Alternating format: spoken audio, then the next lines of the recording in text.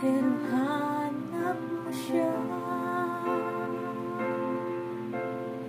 At kung masaya ka sa piling niya, hindi ko na pipilit pa.